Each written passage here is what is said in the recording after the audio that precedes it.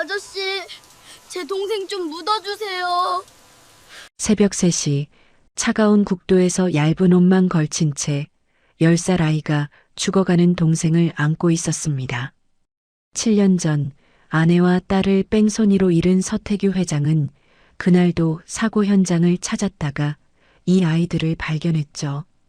500억 재벌이 구한 맨발의 남매. 태규는 이들을 지키기로 결심했지만 법은 아이들 편이 아니었습니다. 절망과 싸우던 태규는 어느 날 소름 끼치는 단서 하나를 발견하게 됩니다. 도대체 이 만남 뒤에는 무엇이 숨어 있을까요? 그리고 세 사람 앞에 펼쳐질 진실은 무엇일까요? 사연 시작 전 구독과 좋아요로 함께 해주세요. 대한건설 회장실의 거대한 유리창 너머로 서울의 스카이라인이 펼쳐졌습니다. 45세의 태규는 창밖을 내려다보며 깊은 생각에 잠겨 있었죠. 이 화려한 공간에는 성공한 기업가의 권위는 있었지만 따뜻한 온기는 찾아볼 수 없었습니다. 노크 소리와 함께 김 비서가 조심스럽게 문을 열고 들어왔습니다. 회장님, 오늘이 그날입니다. 일정은 모두 비워두었습니다. 태규는 고개만 살짝 끄덕였습니다. 무거운 한숨이 그의 입에서 새어나왔죠. 말없이 일어선 그는 옷걸이에 걸린 검은 재킷을 집어들었습니다. 김 비서는 15년을 함께 일했지만 이날만큼은 어떤 말도 덧붙이지 않았습니다. 지하 주차장으로 향하는 태규의 발걸음은 무거웠습니다. 평소와 달리 기사를 부르지 않고 직접 운전대를 잡았죠. 차 안에는 희미한 클래식 음악만이 흐르고 있었습니다. 조수석에는 하얀 국화 꽃다발이 조용히 놓여 있었어요. 매년 이맘때면 그는 하루 종일 정상적인 일과가 불가능했습니다. 밤이 깊어지면 혼자 운전대를 잡고 도망치듯 집 밖을 나왔고 그렇게 정신없이 시간을 흘려보내다 보면 어느새 새벽이 되어 있었습니다. 그리고 그 새벽이 되면 그는 결국 늘 같은 길로 향했습니다. 7년 전 아내 수정과 딸 가빈이 세상을 떠난 그 뺑소니 사고 현장으로 말이죠. 같은 시각 도시 외곽의 허름한 햇살 보육원에서는 전혀 다른 풍경이 펼쳐지고 있었습니다. 낡은 방 한 구석에서 10살 윤우가 3살 동생 나진의 입가에 묻은 밥풀을 조심스럽게 떼어내고 있었죠. 나진아, 이제 다 먹었지? 착하네, 우리 나진이. 나진은 오빠의 품에 폭 안겨 있었습니다. 윤우가 잠시만 보이지 않아도 불안해하며 울음을 터뜨리곤 했죠. 윤우는 그런 동생이 안쓰럽기도 하고 사랑스럽기도 했습니다. 부모 없는 이곳에서 서로가 서로의 전부였으니까요. 사실 윤우는 며칠 전 원장실에서 청천벽력 같은 소식을 들었습니다. 원장은 차가운 눈빛으로 윤우를 내려다보며 말했죠. 윤우야, 나진이 입양이 거의 확정됐다.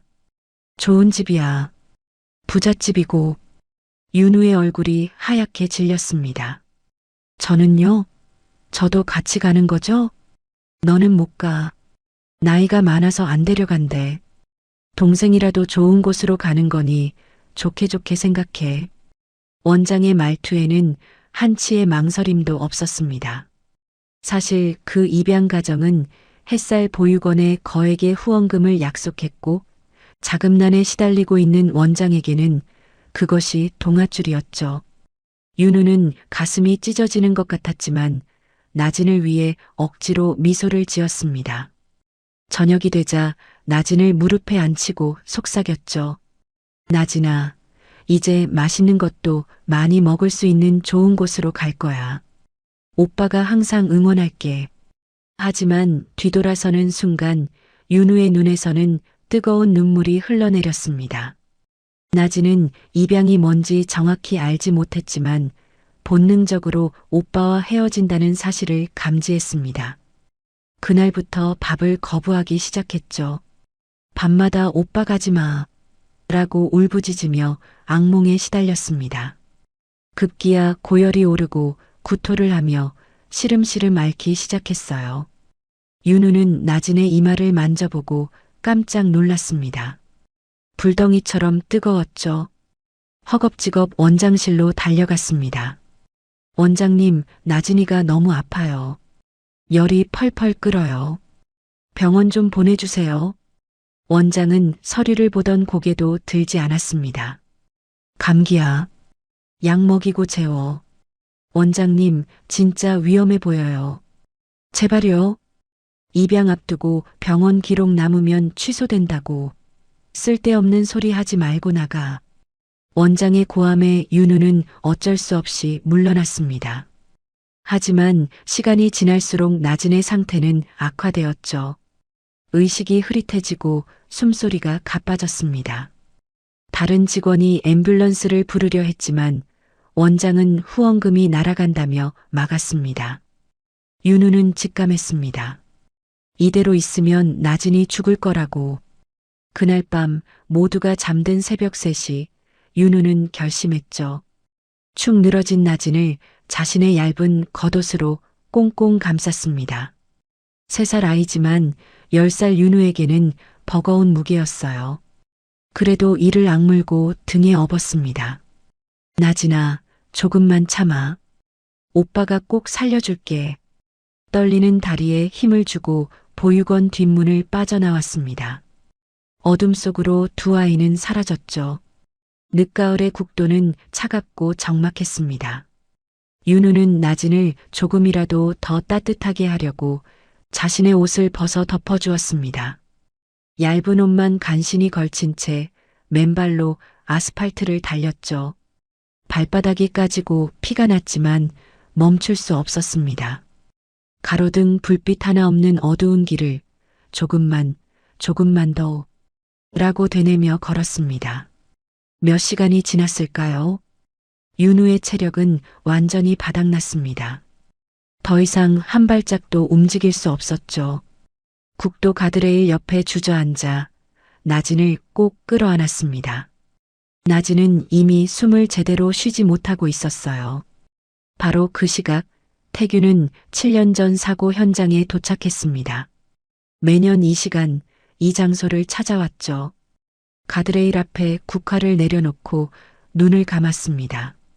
귓가에 그날의 타이어 마찰음과 비명소리가 생생하게 들려오는 것 같았어요. 가슴이 찢어지는 듯한 고통이 밀려왔습니다. 그때였습니다. 바람소리에 섞여 희미한 울음소리가 들렸죠. 태규는 처음엔 환청인가 싶었습니다. 하지만 소리는 계속됐어요. 주위를 둘러보니 가로등 불빛 아래 무언가 웅크리고 있는 것이 보였습니다. 가까이 다가간 태규는 숨이 멎을 뻔했습니다.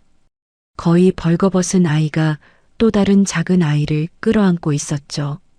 윤우의 입술은 파랗게 질려 있었고 온몸이 덜덜 떨리고 있었습니다. 나진은 축 늘어진 채 미동도 하지 않았어요. 윤우는 흐릿한 눈으로 태규를 올려다봤습니다. 마지막 힘을 짜내 갈라진 목소리로 말했죠. 아저씨, 제 동생이 죽었어요. 동생 좀 땅에 묻어주세요. 그 순간 태규의 눈앞에 7년 전 피투성이가 되어 숨져가던 딸 가빈의 모습이 겹쳐 보였습니다. 똑같이 3살이었던 가빈이 온몸에 전율이 흘렀고 다리가 휘청거렸죠. 하지만 태규는 정신을 차리고 나진의 목에 손을 댔습니다. 아주 미약하지만 맥박이 느껴졌어요. 아니야, 살아있어. 숨쉬고 있어. 태규는 자신의 코트를 벗어 윤우에게 덮어주고 두 아이를 번쩍 안아 차에 태웠습니다. 아저씨가 반드시 살릴 거야. 걱정하지 마.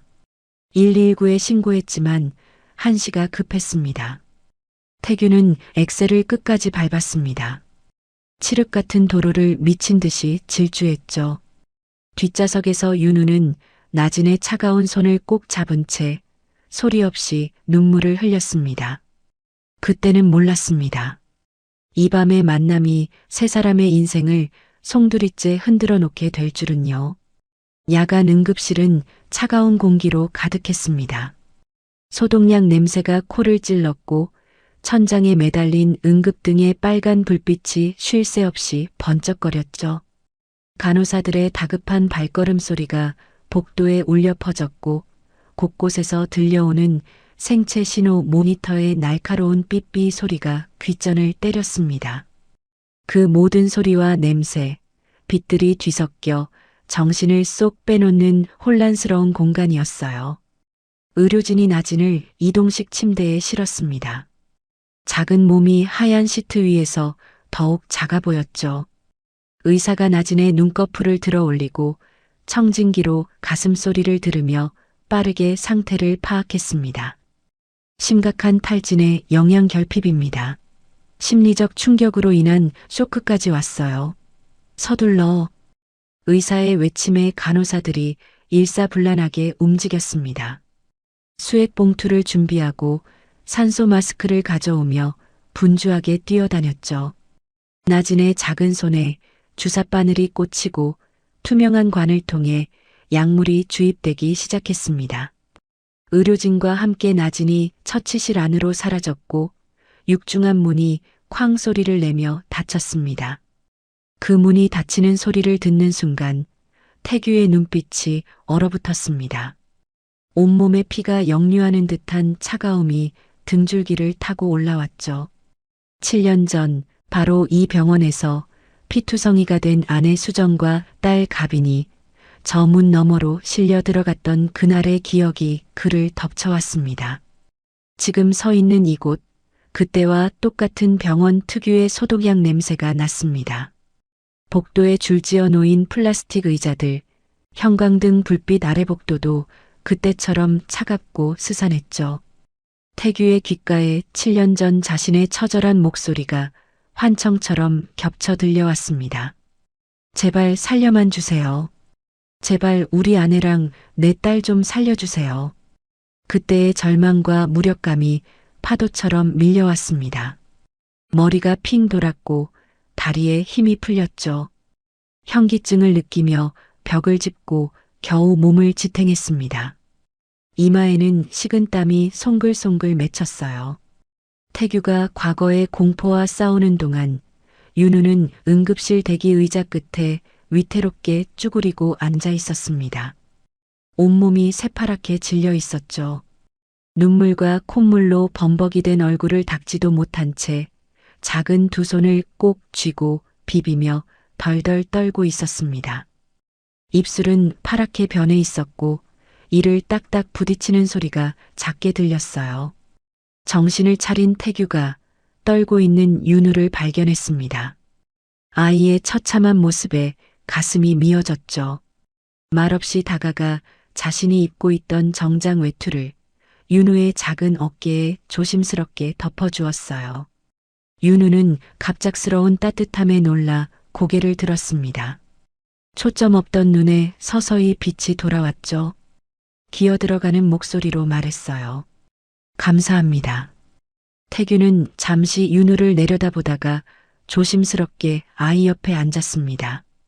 수술실 앞 보호자 대기석에는 무거운 침묵만이 흘렀죠. 천장의 형광등이 희미하게 윙윙거리는 소리만이 정적을 깨고 있었습니다. 잠시 후 윤우가 입술을 파르르 떨며 침묵을 깼습니다. 목소리는 갈라져 있었고 간신히 말을 이어갔죠. 아저씨, 나진이 진짜 살 수 있겠죠? 그 질문에는 10살 아이가 감당하기 힘든 죽음에 대한 공포가 가득했습니다. 태규는 아내와 딸을 잃었던 기억 때문에 순간 목이 메어 말을 잇지 못했어요. 목구멍이 뜨거워졌고 눈시울이 붉어졌습니다. 잠시 호흡을 고른 뒤 아이의 눈을 똑바로 보며 대답했습니다. 괜찮아질 거다. 꼭 살아서 나올 거야. 태규는 불안해하는 윤우를 위해 자신의 아픈 상처를 꺼내어 보이기로 했습니다. 사실 아저씨는 7년 전에 가족을 잃었어. 아내와 딸이 교통사고를 당했는데 범인이 차를 몰고 도망갔어. 윤우가 놀란 눈으로 태규를 바라봤습니다. 태규는 씁쓸한 미소를 지으며 말을 이었어요. 그 차는 아직도 발견이 안 됐고 범인도 아직 못 잡았지. 그래서 너희는 내가 꼭 지켜주고 싶구나. 시간이 조금 흘렀습니다. 태규는 긴장이 풀려 기운이 빠진 윤우를 일으켜 세웠죠. 아이의 몸이 휘청거렸습니다. 가자. 뭐라도 좀 먹자. 병원 구내식당은 새벽 시간이라 한산했습니다. 형광등 불빛만 희미하게 켜져 있었고 주방 한쪽에서만 김이 모락모락 피어올랐죠. 윤우는 입맛이 없다며 고개를 저었지만 태규가 부드럽게 설득했습니다. 네가 힘을 내야 나진이가 깨어나면 돌봐주지. 김이 펄펄 나는 국밥이 나왔습니다. 윤우는 마지못해 숟가락을 들었죠. 떨리는 손으로 국물을 한 숟가락 떠서 입에 넣었습니다. 그런데 따뜻한 국물이 목구멍을 넘어가자 참았던 설움이 한꺼번에 터져 나왔어요. 국물 위로 눈물이 후두둑 떨어졌습니다. 윤우는 숟가락을 내려놓고 어깨를 들썩이며 흐느꼈습니다. 나진이 없으면 저 못 살아요. 저한테는 나진이 뿐이에요. 태규가 윤우의 깊은 형제에 마음이 흔들리던 그때였습니다. 병원 복도 끝에서 소란스러운 소리가 들려왔죠. 누군가 급하게 뛰어오는 발소리와 함께 고함 소리가 울려 퍼졌습니다. 윤우야, 윤우야, 나진이 어딨어? 햇살 보육원 원장이 헐레벌떡 뛰어오고 있었습니다. 원장은 머리카락이 헝클어진 채 거친 숨을 몰아쉬고 있었죠. 하지만 얼굴에는 아이들 걱정보다는 화가 잔뜩 난 표정이 역력했습니다. 그 목소리를 듣자마자 윤우는 사색이 되었어요. 몸이 굳어버린 듯 꼼짝도 하지 못했습니다. 그러다 본능적으로 태규의 등 뒤로 숨었죠. 태규의 옷자락을 꽉 움켜쥔 작은 손이 바들바들 떨렸습니다. 태규는 윤우를 등 뒤로 감추고 천천히 자리에서 일어났습니다. 키 큰 그가 일어서자 원장과의 거리가 확연히 느껴졌죠. 태규는 원장을 차갑게 내려다보며 낮은 목소리로 말했습니다. 아이 앞에서 목소리 낮추세요. 여긴 병원입니다. 원장은 태규의 기세에 잠시 눌렸습니다. 하지만 곧 뻔뻔한 본색을 드러냈죠. 얼굴을 붉히며 언성을 높였습니다. 입양이 코앞인데 애를 데리고 도망치면 어떡합니까? 약속된 후원금이 있어서 저로서도 어쩔 방도가 없어요. 입양을 보내는 이유가 고작 돈 때문이라는 사실에 태규의 표정이 싸늘하게 굳었습니다. 입양이요? 이 상태로요? 아이가 영양실조에 탈진까지 왔는데? 원장이 계속 돈 타령을 하며 변명을 늘어놓았습니다. 태규는 낮고 단호한 목소리로 일갈했습니다. 후원금이 중요합니까? 아니면 아이 목숨이 중요합니까? 원장은 말문이 막혔습니다. 입을 열었다 닫기를 반복하며 뻐끔거렸죠. 태규는 즉시 주머니에서 휴대전화를 꺼냈습니다. 김비서의 번호를 눌렀죠. 지금 당장 햇살 보육원 후원금 처리해. 금액은 그쪽이 입양 가정과 합의한 금액의 2배로 입금하세요. 지금 당장. 통화 내용을 들은 원장의 눈이 휘둥그레졌습니다. 예, 2배요? 지금 진짜 주신다는 겁니까? 태규는 돈에 눈먼 원장을 경멸 어린 시선으로 바라보며 말했습니다. 대신 조건이 있습니다. 두 아이 모두 오늘부터 제 보호 아래 들어옵니다. 원장은 돈을 받게 되자 태도가 180도 바뀌었습니다. 비굴한 웃음을 지으며 허리를 굽혔죠. 아이고, 회장님이시라면 믿고 맡기죠. 한 달 안에만 입양 서류 작성해서 보내주세요. 태규는 차갑게 못을 박았습니다. 한 달이면 충분합니다. 제가 책임집니다. 바로 그때였습니다. 응급실 문이 스르륵 열렸어요. 흰 가운을 입은 의사가 마스크를 내리며 걸어 나왔습니다. 모두가 숨을 멈추고 의사의 입을 바라봤죠. 다행히 고비는 넘겼습니다. 산소 포화도가 안정됐고 열도 내렸습니다. 윤우는 그 말을 듣자마자 다리에 힘이 풀려 그 자리에 주저앉았습니다. 참았던 울음이 터져나왔죠. 엉엉 소리내어 울었습니다. 태규는 무릎을 꿇고 앉아 윤우의 어깨를 단단히 감싸 안아주었어요. 됐다. 이제 괜찮아. 나진이 살았어. 모든 상황이 정리된 후 태규와 윤우는 나진이 잠든 병실로 향했습니다. 복도를 걸어가며 윤우가 조심스럽게 태규의 손을 꼭 잡았어요. 아저씨, 정말 고맙습니다. 태규는 말없이 아이의 손을 꽉 잡아주었습니다. 병원 복도의 희미한 불빛 아래 두 사람의 그림자가 길게 늘어졌습니다. 각자 다른 방향을 향하던 그림자들이 이제는 하나로 겹쳐지며 같은 곳을 향해 나아가고 있었어요. 병원에서 퇴원한 두 아이가 태규의 차를 타고 저택에 도착했습니다. 검은색 벤츠 차량이 커다란 철문을 지나 드넓은 정원을 통과했죠. 현관에 들어서자마자 윤우와 나진은 입을 다물지 못했습니다. 천장은 놀라울 정도로 높았고 화려한 샹들리에가 반짝반짝 빛나고 있었어요. 무엇보다 보육원에서는 한 번도 느껴본 적 없는 따뜻한 공기가 온몸을 감쌌습니다. 두 아이는 말없이 주위를 두리번거렸죠.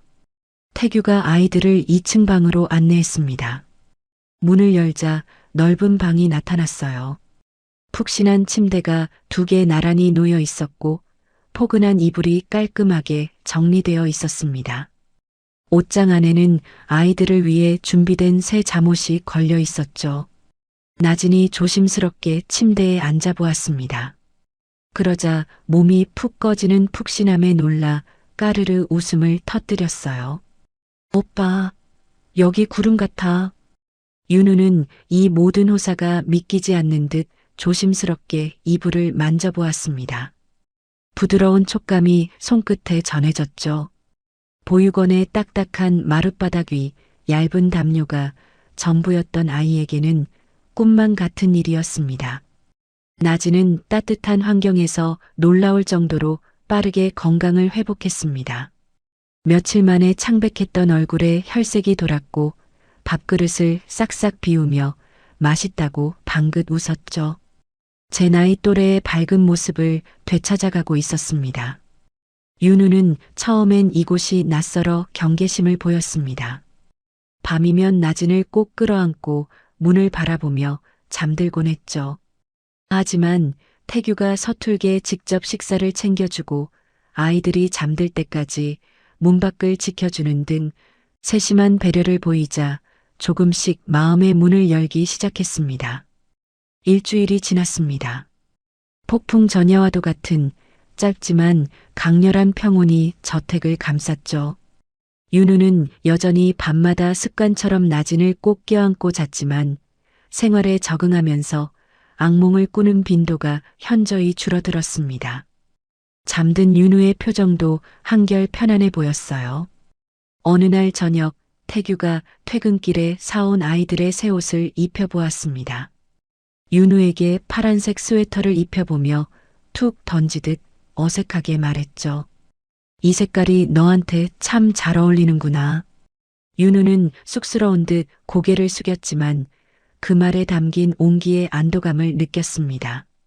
거울을 슬쩍 보며 자신의 모습을 확인했죠. 그러던 어느 날 오후 김 비서가 태규의 서재로 들어왔습니다. 손에는 두꺼운 서류철이 들려 있었죠. 회장님, 아이들의 친부모에 대한 신원 확인 결과가 나왔습니다. 태규가 고개를 들었습니다. 김 비서가 조심스럽게 말을 이었어요. 친모는 3년 전 나진을 출산한 직후 내연남과 도주했고 아이들의 아버지는 저희 회사의 건설 노동자였습니다. 태규의 표정이 굳어졌습니다. 김 비서의 보고는 계속되었죠. 아이들의 친부는 회장님이 7년 전 기자회견을 하셨던 그 대형 붕괴 사고 사망자 명단에 있습니다. 태규는 숨을 들이켰습니다. 손끝이 하얗게 굳어버렸죠. 잊으려 했던 과거의 거대한 죄책감이 다시 그를 덮쳐왔습니다. 7년 전 현장 관리자의 치명적인 실수로 공사가 진행 중이던 건물이 붕괴되어 공사장 인부 23명이 숨진 사건이 있었습니다. 안전을 최우선으로 생각했던 태규에게 직접적인 책임은 없었지만 태규는 회사 대표 자격으로 모든 죄책을 짊어진 채 기자회견장에 서야 했었죠. 그때 숨진 공사장 인부 중 한 명이 윤우와 나진의 아버지였던 것입니다. 그날 밤 태규는 잠을 이루지 못했습니다. 새벽 2시가 넘어서도 서재에 앉아 멍하니 7년 전 사고 당시의 뉴스 영상을 다시 틀었죠. 자책과 회피 그리고 아이들을 위해 진실을 알아야 한다는 책임감이 뒤섞인 복잡한 심정으로 화면을 응시했습니다. 바로 그때였습니다. 윤우가 목이 말라 물 한 잔을 가지러 나왔다가 열린 서재 문틈으로 그 영상을 우연히 목격했죠. 화면 속에는 검은 정장을 입은 젊은 태규가 수십 명의 기자 앞에서 고개를 숙이며 말하고 있었습니다. 모든 것은 제 책임입니다. 죄송합니다. 윤우가 떨리는 목소리로 속삭였습니다. 저 사람이 아저씨였어요? 태규는 화들짝 놀라 뒤를 돌아봤습니다. 윤우의 흔들리는 눈빛을 피하지 못한 채 숨을 고르게 들이쉬었죠. 그리고 천천히 고개를 끄덕였습니다. 윤우의 표정이 서서히 굳어가며 차갑게 변했습니다. 작은 주먹이 떨리고 있었어요. 우리 아빠 공사장에서 일하다가 죽었대요. 고아원 어른들이 그랬어요. 그 회사 사장님이 나쁜 사람이라고, 우리 아빠 죽게 만든 사람이라고. 태규는 아무런 변명도 하지 못하고 침묵했습니다. 그 침묵은 윤우에게 긍정의 뜻으로 다가왔죠. 조숙했던 10살 아이의 억눌린 트라우마가 한 번에 터져나왔습니다. 아저씨가 그 회사 사장님 맞아요? 그럼 우리 아빠가 죽은 것도 아저씨 때문이에요? 말이 끊겼습니다. 윤우는 숨을 헐떡이다가 갑자기 울음을 터뜨렸어요. 자다 깬 나진도 거실로 달려나왔습니다. 영문도 모른 채 우는 오빠의 손을 꼭 잡고 같이 목 놓아 울었죠. 태규는 우는 윤우에게 다가가 무릎을 꿇고 눈을 맞췄습니다. 도망치지 않고 진심을 전했어요. 윤우야, 너희 아빠 일, 그건 정말 미안하다. 내가 아무리 변명해도 책임자는 결국 나니까. 평생 갚아도 모자랄 죄야. 태규는 아이의 눈을 보며 단호하고 따뜻하게 덧붙였습니다. 하지만 윤우야, 내가 너희를 데려온 건 단지 그 죄책감 때문만이 아니야. 네가, 나진이가 그냥 너희라서 내가 손을 내민 거야. 윤우는 태규의 말에 울면서 그를 밀치기도 하고 다시 옷자락을 붙잡기도 하며 혼란스러워했습니다. 아저씨가 밉지만 동시에 아저씨가 너무 필요한 자신의 이중적인 마음에 괴로워하며 밤을 지새웠죠. 새벽녘이 되었습니다. 윤우는 여전히 혼란 속에 휩싸여 있었어요. 아저씨가 좋다는 감정과 아빠를 죽게 만든 사장님이라는 충격이 뒤섞여 머리가 터질 것 같았습니다. 결국 윤우는 마음을 정리하기 위해 잠시 밖으로 나가기로 결심했죠. 윤우는 곤히 잠든 나진을 깨우지 않으려 발끝으로 조심조심 걸었습니다. 쌀쌀한 새벽 공기 속에 얇은 겉옷 하나만 걸친 채 저택 현관문을 열고 밖으로 나갔어요. 저택 근처 공원 벤치까지 걸어가 웅크리고 앉았습니다. 차가운 바람이 볼을 스쳤지만 느끼지 못했죠. 아저씨가 싫은 건 아닌데 왜 이렇게 마음이 아프지? 혼자 중얼거리며 눈물을 삭였습니다. 아침 7시 윤우가 사라진 것을 알게 된 태규는 얼굴이 하얗게 질렸습니다. 윤우가 다치지는 않았을까? 추운 새벽에 위험하지는 않았을까? 과거 딸 가빈을 잃었던 트라우마가 공황장애 수준으로 올라왔어요. 손이 덜덜 떨렸습니다. 김비서, 경비 인력 총동원해. 윤우를 찾아. 태규는 비서와 경비원들을 모두 동원했습니다. 자신도 직접 차를 몰고 주변을 샅샅이 뒤졌죠. 제발, 제발. 절박한 심정으로 윤우를 찾아 헤맸습니다. 30분이 지났을까요? 공원 벤치에 홀로 앉아 있는 작은 등을 발견했습니다. 태규가 달려갔습니다. 윤우는 울먹이며 속마음을 토해냈어요. 아저씨, 미워하고 싶은데. 근데 아저씨가 너무 우리한테 잘해줘서. 태규는 윤우를 와락 품에 안았습니다. 미워해도 돼. 마음껏 미워해. 하지만 나는 너를 절대 놓지 않을 거다. 태규의 품에 안겨 저택으로 돌아온 윤우를 깨어난 나진이 울먹이며 맞이했습니다. 오빠, 어디 갔었어? 윤우는 나진을 꼭 안아주었고 태규는 두 아이를 함께 감쌌습니다. 새벽빛이 거실 창문으로 들어왔죠. 세 사람의 그림자가 하나로 겹쳐졌습니다. 비 온 뒤 땅이 굳어지듯 갈등을 겪고 나서 더욱 단단해진 가족의 모습이었습니다. 저녁 식사를 마친 거실에는 따뜻한 공기가 감돌았습니다. 윤우는 식탁에 펼쳐놓은 교과서를 보며 연필을 쥐고 숙제를 하고 있었고 그 옆에서 태규는 노트북으로 회사 일을 처리하고 있었죠. 대한건설 회장실의 차갑고 냉랭한 풍경과는 달리 이곳은 사람 사는 온기로 가득했습니다. 태규는 모니터를 보면서도 무심한 척 접시에 깎아놓은 사과 조각을 윤우 쪽으로 슬쩍 밀어주었습니다. 배고프면 말해. 투박하지만 다정한 그 말투에 윤우는 살짝 미소를 지으며 사과를 집어들었습니다. 아삭한 소리가 조용한 거실에 울렸죠. 그때 나진이 크레파스로 삐뚤빼뚤 그린 그림을 들고 폴짝폴짝 뛰어왔습니다. 아저씨, 나 그림 잘 그렸지. 이거 아저씨야. 종이에는 커다란 머리와 긴 다리를 가진 사람이 그려져 있었습니다. 태규는 그림을 받아들고 어색하게 웃었지만 진심을 담아 말했죠. 그래, 아주 잘 그렸구나. 특징을 잘 잡았네. 나진의 머리를 부드럽게 쓰다듬어 주었습니다. 나진은 뿌듯한 얼굴로 다시 자기 방으로 뛰어갔어요. 며칠이 지난 어느 날 밤이었습니다. 태규가 서재에서 늦게까지 일하다 나오던 중 자신의 방문 앞에서 웅크리고 잠든 나진을 발견했습니다. 작은 몸을 동그랗게 만 채 문 앞에서 새근새근 잠들어 있었죠. 지나가던 윤우가 이를 보고 투덜거렸습니다. 얘는 맨날 여기서 자네.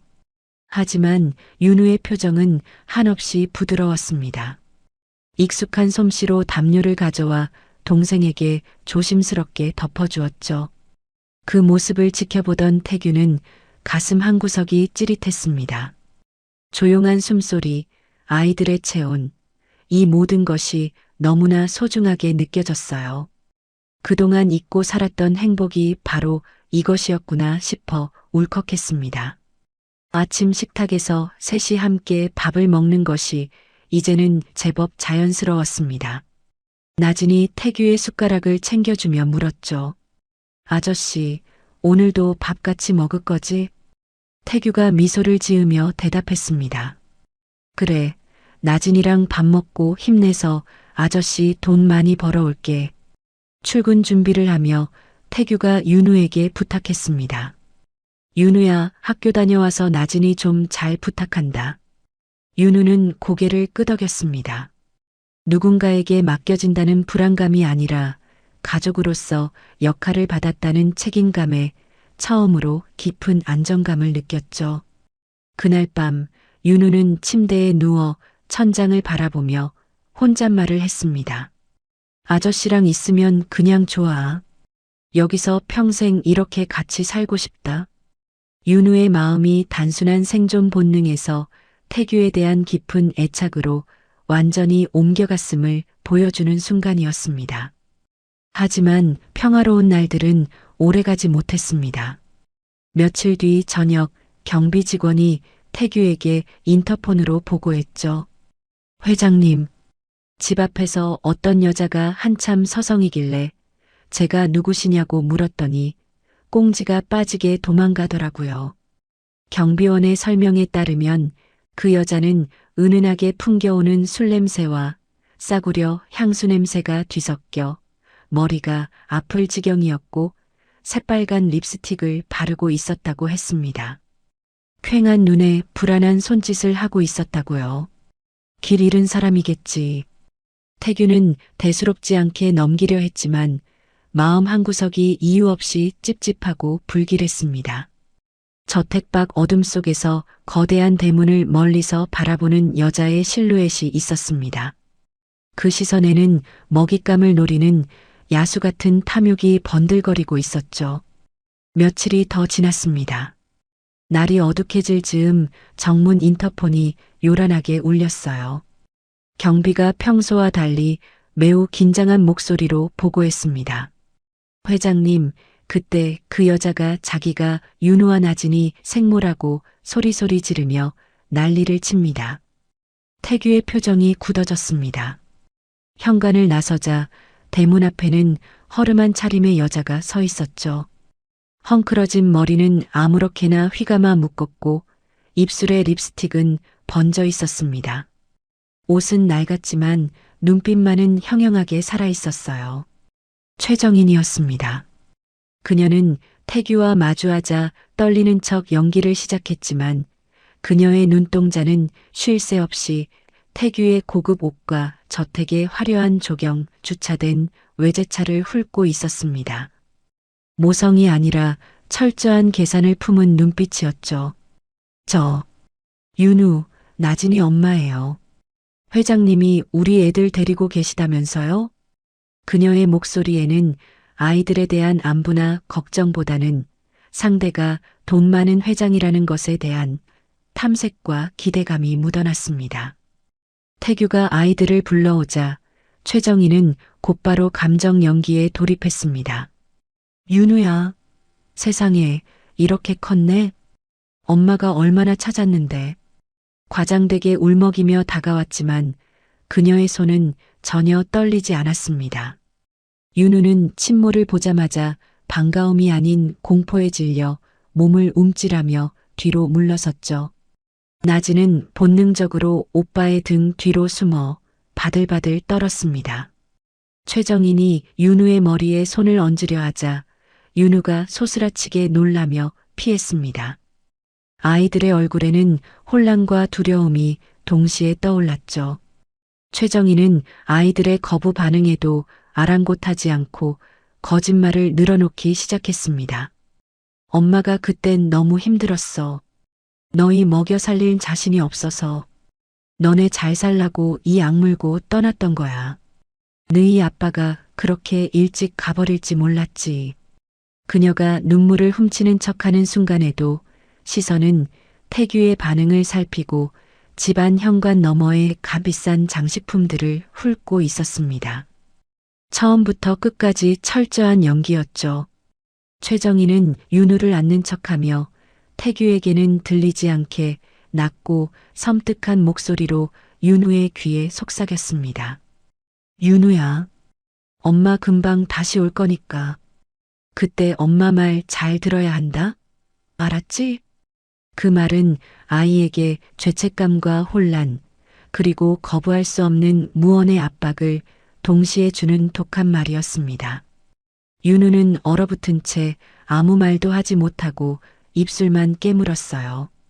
태규가 나서서 냉정하고 단호하게 말을 잘랐습니다. 지금 아이들은 갑작스러운 만남을 감당하기 어렵습니다. 오늘은 이만 돌아가십시오. 앞으로의 만남 여부는 아이들 상태를 보고 제가 판단합니다. 최정희는 태규의 말에 순식간에 표정을 바꿨습니다. 적대적인 말투로 쏘아붙였죠. 제가 애들 엄만데요? 내 배 아파 낳은 내 새끼 내가 보겠다는데 피 한 방울 안 섞인 회장님한테 허락을 받아야 된다는 거예요? 그녀의 뻔뻔한 본성이 완전히 드러나는 순간이었습니다. 태규는 차갑게 대답했어요. 법적으로 보호자 권리를 포기하신 분이 지금 와서 그런 말씀을 하시는 건 부적절합니다. 최정희는 이를 악물고 태규를 노려보다가 돌아섰습니다. 가면서도 중얼거렸죠. 두고 봐요.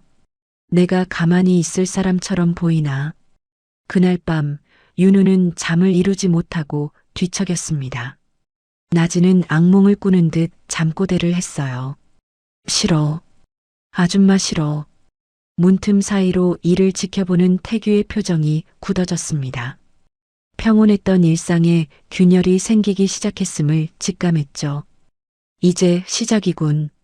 태규는 다가올 싸움을 준비하기 시작했습니다. 아이들을 지키기 위한 전쟁이 곧 시작될 것임을 알고 있었어요. 친모가 다녀간 그날 밤 태규는 잠을 이루지 못하고 어두운 서재에 홀로 앉아 있었습니다. 위스키 잔만 만지작거리며 창밖을 바라봤죠. 7년 전 아내 수정과 딸 가빈을 잃었던 그날 밤 이후 처음으로 심장이 조여오는 똑같은 공포와 두려움을 느끼고 있었습니다. 다시는 잃고 싶지 않은데 혼잣말이 텅 빈 서재에 울렸습니다. 다음 날 아침 식탁에 앉은 나진은 어제의 일을 잊은 채 해맑게 웃으며 밥을 먹고 있었습니다. 나진이 숟가락으로 반찬을 집어 태규의 밥그릇에 올려놓으며 말했죠. 아저씨, 이거 맛있다. 먹어봐.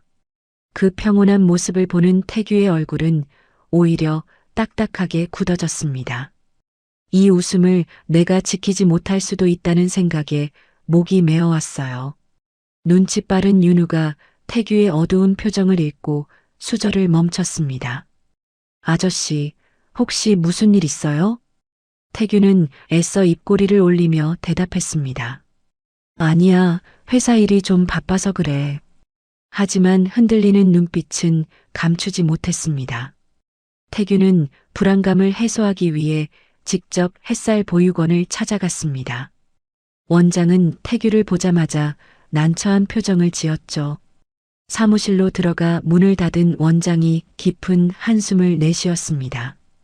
회장님, 사실 며칠 전에 그 여자가 찾아왔습니다. 윤우랑 나진이 엄마요.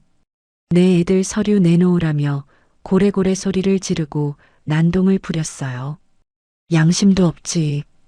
원장은 고개를 저으며 말을 이었습니다.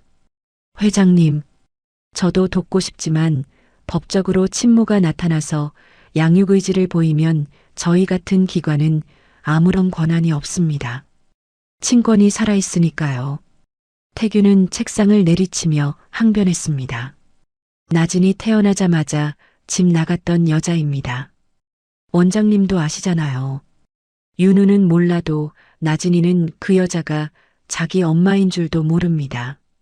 원장은 또다시 고개를 저었습니다. 법이 그래요, 법이. 법은 무조건 핏줄 편입니다.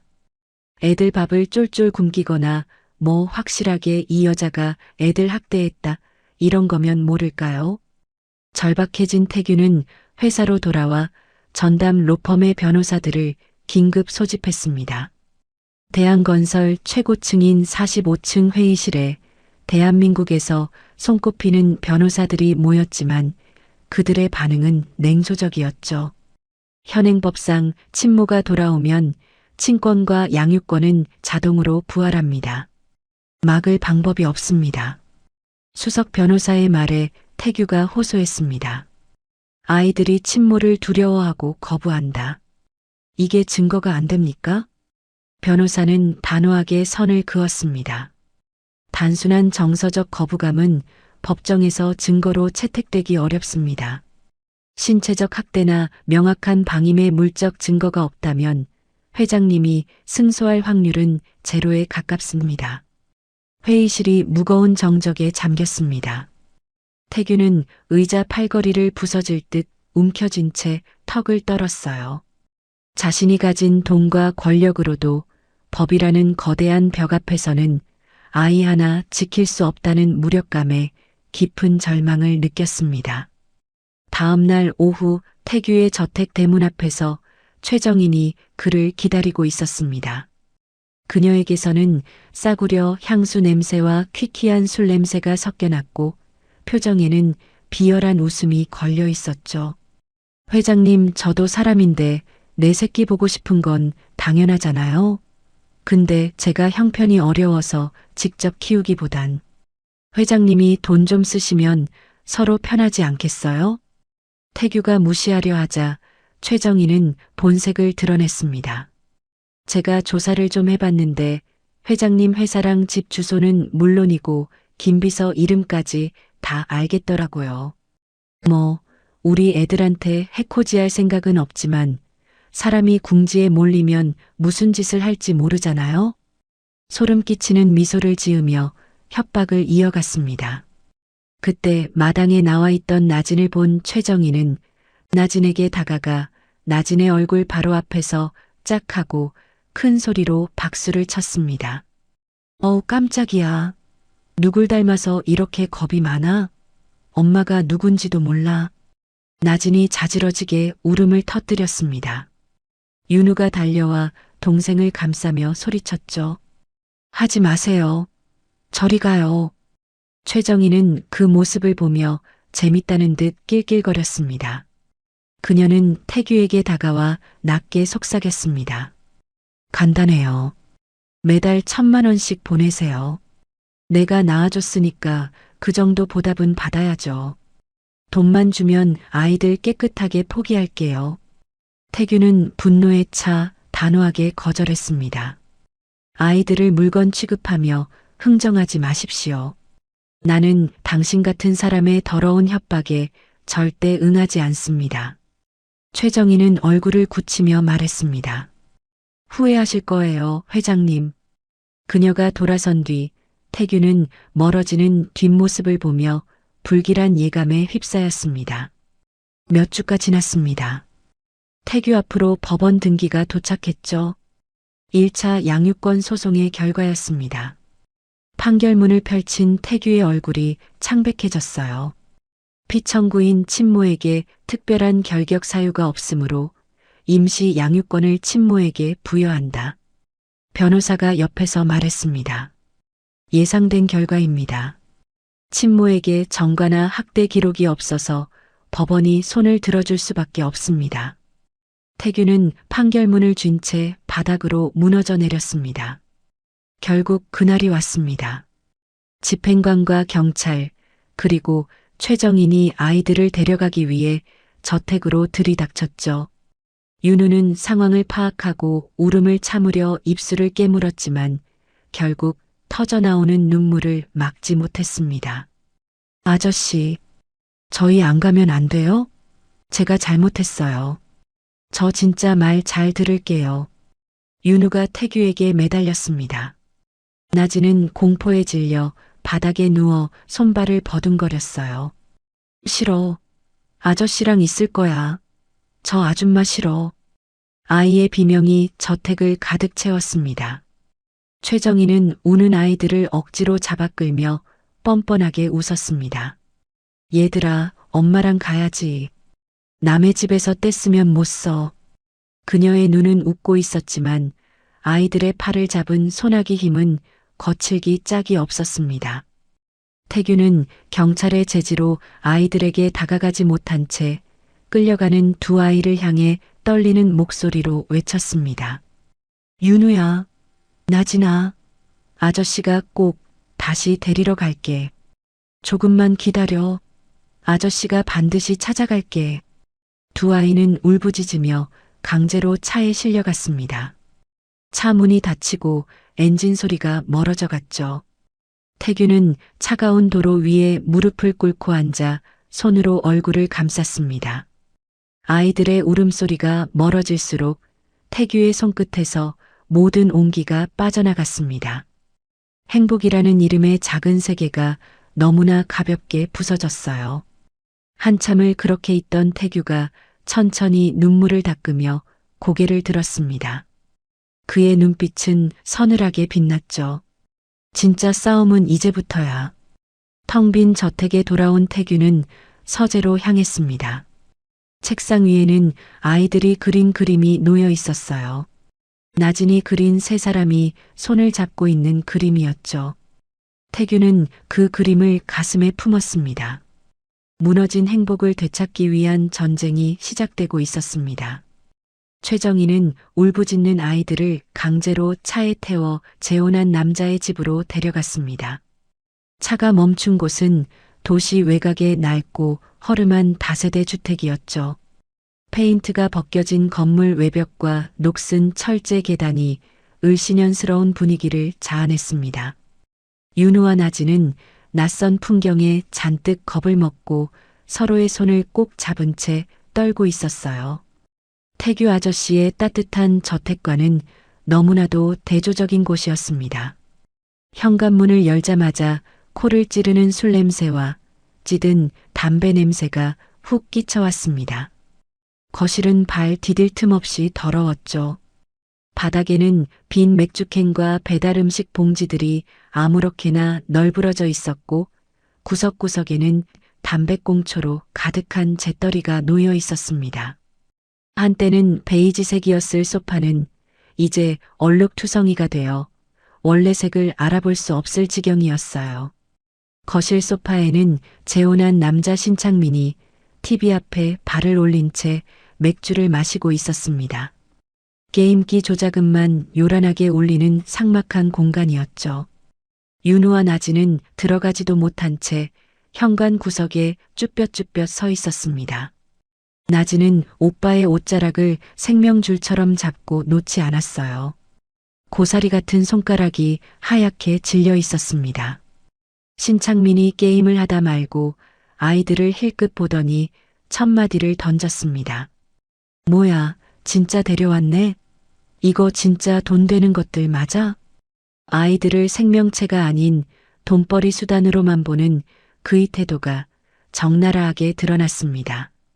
최정인이 대답했죠. 당연하지. 그 회장놈이 얼마나 애들한테 정 붙였는데. 방금 애들 데려오는데 누가 보면 진짜 아빠인 줄. 조금만 기다려봐. 곧 연락 올 거야. 저녁 식사 시간이 되었습니다. 신창민과 최정희는 식탁에서 치킨과 맥주를 먹고 있었지만 아이들 앞에 놓인 건 먹다 남은 햇반 하나뿐이었어요. 반찬도 없이 말라붙은 밥만 놓여 있었습니다. 나진이 배가 고프다며 작은 목소리로 칭얼댔습니다. 나진이 배고파. 최정희는 짜증 섞인 톤으로 쏘아붙였습니다. 뭘 그렇게 바라는 게 많아. 며칠 굶어도 안 죽어. 조용히 해. 윤우는 몰래 치킨 뼈에 붙은 작은 살점을 떼어 나진의 입에 넣어 주었습니다. 그 모습을 본 신창민이 비웃듯 내뱉었죠. 아, 이 집에 니들 거 하나도 없는 거 알지? 아무거나 주면 감사합니다 하고 그냥 처먹어. 토 달지 말고. 윤우는 겁에 질려 고개를 푹 숙였습니다. 신체적 폭력보다 더 잔혹한 정서적 학대와 모멸감이 아이들의 가슴을 멍들게 했어요. 태규 아저씨와 함께했던 따뜻한 식사 시간이 꿈만 같이 느껴졌습니다. 밤이 되자 윤우는 답답한 공기를 견디지 못하고 숨을 고르려 잠시 마당으로 나왔습니다. 좁은 마당 구석에 반쯤 무너진 낡은 차고가 눈에 들어왔죠. 트타이 지붕은 여기저기 구멍이 나 있었고 문은 삐걱거리며 간신히 매달려 있었습니다. 윤우가 호기심에 차고 문을 밀자 녹슨 경첩이 끽 소리를 내며 안쪽이 드러났습니다. 그 안에는 먼지가 두껍게 쌓인 흰색 SUV 한 대가 주차되어 있었어요. 앞 범퍼 쪽이 심하게 부서져 있는 것이 눈에 띄었습니다. 헤드라이트도 한쪽이 깨져 있었고 보닛에는 무언가에 부딪힌 듯한 움푹 패인 자국이 있었죠. 윤우가 가까이 다가가 뒷문을 살펴보았습니다. 거기에는 빛바랜 스티커가 하나 붙어 있었어요. 건드리면 물어요. 무서운 불독 그림과 함께 적힌 그 문구를 보는 순간 윤우는 이유 모를 오싹함에 뒷걸음질 쳤습니다. 마치 그 스티커가 무언가 끔찍한 비밀을 숨기고 있는 것처럼 느껴졌어요. 그때 윤우를 찾으러 나온 최정인이 날카롭게 소리쳤습니다. 야, 이윤우, 너 거기서 뭐해? 누가 네 맘대로 밖에 나다니래? 당장 안 들어와. 윤우는 화들짝 놀라 급히 방으로 뛰어들어갔습니다. 하지만 깨진 범퍼와 건드리면 물어요. 스티커의 잔상은 머릿속에서 쉽게 지워지지 않았어요. 무언가 불길한 예감이 가슴을 짓눌렀습니다. 다음 날 새벽 윤우의 얕은 기침 소리가 들렸습니다. 희미한 불빛 아래 드러난 윤우의 얼굴 안쪽에는 선명한 멍자국이 있었고 옷깃 사이로 등에도 퍼렇게 번진 멍이 보였어요. 전날 밤 신창민이 나진이가 잠을 안 잔다는 이유로 손을 들자 윤우가 몸을 날려 나진을 감싸고 대신 맞은 것이었습니다. 신창민의 거친 손길은 가차 없었고 윤우의 작은 몸은 그 충격을 고스란히 받아냈죠. 윤우는 아프다는 말도 하지 않았습니다. 입술을 꾹 다문 채 그저 조용히 거친 숨만 고를 뿐이었어요. 반대로 나진은 울먹이며 오빠의 멍든 얼굴을 조망만한 손으로 조심스럽게 만지며 속삭였습니다. 오빠 괜찮아? 오빠 많이 아프지? 윤우는 대답 대신 나진을 다시 꼭 끌어안고 조용히 머리를 쓰다듬어 주었습니다. 하지만 윤우의 작은 손은 공포로 미세하게 떨리고 있었어요. 10살 아이가 감당하기에는 너무나 무거운 현실이었습니다. 그날 밤 늦은 시각이었습니다. 나진이 갑자기 먹은 것을 토하고 열이 오르기 시작했어요. 몸이 축 가라앉아 숨쉬기조차 힘겨워 보였습니다. 이마는 불덩이처럼 뜨거웠고 온몸이 식은 땀에 젖어 있었죠. 윤우가 다급하게 최정인을 깨웠습니다. 나진이가 이상해요. 열이 너무 높아요. 병원 가야 돼요. 최정인은 핸드폰만 보며 귀찮다는 듯 말했습니다. 애 좀 토했다고 뭘 호들갑이야. 굶어. 굶으면 속 비어서 알아서 멀쩡해져. 신창민은 아예 돌아보지도 않고 코를 골며 자고 있었습니다. 윤우는 그 말을 듣는 순간 얼굴이 차갑게 굳어졌습니다. 나진은 식은땀에 젖은 채 간신히 속삭였어요. 오빠 숨쉬기 힘들어. 윤우는 이대로 두면 나진이가 진짜 죽을 수도 있다는 것을 본능적으로 느꼈습니다. 보육원에서 탈출했던 그날 밤의 공포가 다시 밀려왔죠. 윤우의 눈시울이 붉어졌습니다. 아저씨였으면 바로 안고 병원에 달려갔을 텐데 그 생각에 가슴이 미어졌어요. 윤우는 최정인과 신창민이 깊이 잠든 틈을 타 조심스럽게 몸을 일으켰습니다. 윤우는 바닥을 기어 거실 탁자에 놓인 최정인의 핸드폰을 몰래 가져왔습니다. 어둠 속에서 떨리는 손가락으로 번호를 눌렀어요. 112. 연결음이 들리는 순간 윤우의 마음속에서 참고 있던 마지막 끈이 툭 하고 끊어졌습니다. 도와주세요. 제발 우리 좀 살려주세요. 잠시 후 초인종이 울리고 경찰 2명이 들어왔습니다. 그러자 신창민의 표정이 순식간에 바뀌었어요. 그는 공손한 척 과장된 웃음을 지으며 연기했습니다. 아이고, 애들 키우다 보니 훈육하느라 제가 목소리가 좀 컸네요. 요즘 애들이 오냐오냐 자라서 이런 걸로도 신고를 하고 참. 경찰은 집을 대충 둘러보고 아이들에게 별다른 외상이 없자 대수롭지 않게 넘겼습니다. 윤우의 멍은 옷에 가려져 보이지 않았죠. 선생님, 말로 하셔야지 때리면 큰일 납니다. 얘들아, 너희도 부모님 말씀 잘 듣고 그래야 한다. 최정인이 거들며 윤우를 차갑게 노려보았습니다. 죄송해요, 경찰관님. 우리 첫째가 거짓말을 잘해요. 윤우 일로 와. 죄송하다고 해. 윤우는 입술을 피가 나도록 깨물며 고개를 숙였습니다. 경찰은 훈방 조치만 하고 돌아갔어요. 마지막 희망이 무참히 짓밟히는 순간이었습니다. 경찰이 돌아간 뒤 현관문이 닫히자마자 신창민의 목소리가 칼날처럼 차갑게 변했습니다. 이 집에 얹혀 사는 주제의 신고, 아주 귀여운 짓 하네. 윤우는 더는 버틸 힘이 없어 나진을 안고 주저앉아 오열했습니다. 미안해 나진아, 오빠가 미안해. 같은 시각 밤늦은 저택에서 태규는 텅 빈 아이들 방 앞에 홀로 앉아 있었습니다. 윤우가 쓰던 연필, 나진이 아끼던 인형은 그대로인데 아이들만 없었어요. 김비서가 조심스럽게 다가와 보고했습니다. 친모가 연락처를 바꾸고 잠적해 추적이 어렵습니다. 태규는 손등에 핏줄이 설 만큼 주먹을 꽉 쥐며 낮게 의조렸습니다. 찾아내. 무슨 수를 써서라도 당장 찾아내. 그의 목소리에는 절박함과 분노가 뒤섞여 있었습니다. 아이들을 구하기 위한 전쟁은 이제 막 시작되었을 뿐이었죠. 아이들을 빼앗긴 지 일주일째 태규는 거의 잠을 자지 못하고 있었습니다. 매일 새벽마다 차를 몰고 아이들이 있을 법한 곳들을 정처 없이 도는 것이 하루 마지막 일과가 되었죠.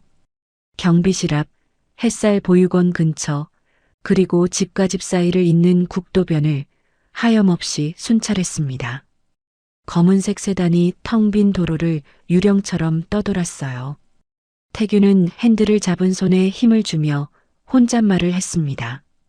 내가 무심코 지나친 골목 하나 때문에 그 아이들이 지금 어둠 속에서 울고 있을지도 몰라.